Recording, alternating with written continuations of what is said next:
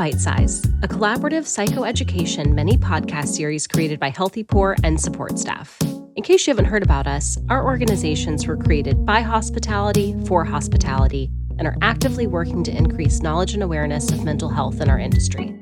If you'd like to take your learning a step further, check out the glossary of terms and thought prompts that we have available at www.pleasehustleresponsibly.org.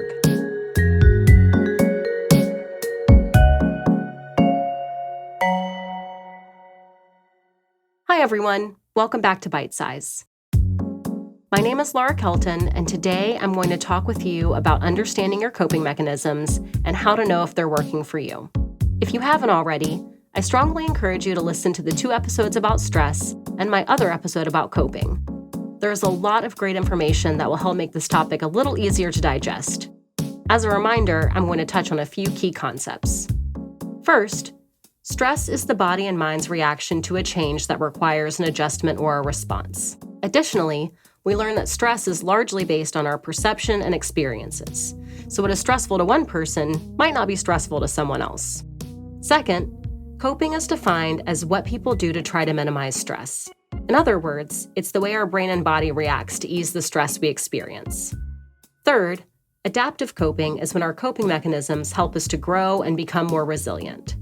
Maladaptive coping is when our coping mechanisms help us to press pause for a moment before we can get ourselves to a place or mindset where we can cope adaptively. So, how do we know what our coping mechanisms are? And how do we know if they're adaptive or maladaptive? Well, the cool thing about coping mechanisms is that they change as we change, meaning we may have coping mechanisms now that we didn't have a few years ago.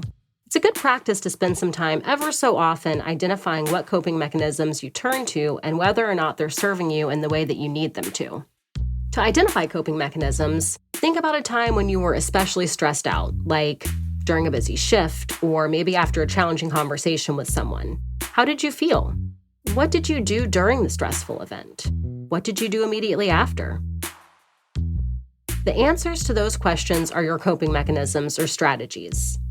Now remember, we have so many coping mechanisms that we turn to, and they're often layered and intertwined with each other. The more you dig, the more you'll find out, so it's okay to keep it simple for now. The next question you should ask yourself is whether those coping strategies helped you to grow or if they function to numb the undesirable feelings and press pause. For example, after a stressful shift, did you spend time thinking about the ways to make a shift like that less stressful? Or maybe you started drinking to relax and not think about it. Did you process the shift with your colleagues to identify areas where it could have been better? Or did you complain and vent to each other without follow-up? Here's the tricky part, though. Whether or not a coping mechanism is adaptive or maladaptive is entirely up to you. Just like how we experience stress, our coping mechanisms are very personal and differ from person to person. For example, going for a run or a bike ride after a rough shift might be adaptive in the sense that you use that time to process the stressful situation, get some pent-up energy out, and come out of the run fresh. On the other hand, that same run might be functioning as a way to numb feelings, avoid confronting the stress, or to punish yourself. It's really up to you to spend some time learning more about yourself, what your needs are, and what your current behavior looks like. But the good news is that the more that you do, the easier it gets. So ask yourself, what are some coping strategies that you use?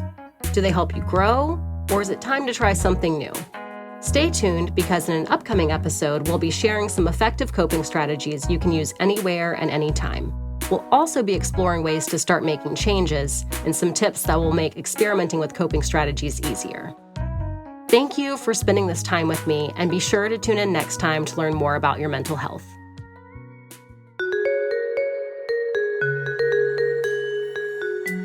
Thank you to our donors and our sponsor, Maverick Wine Company, for helping to make this episode possible.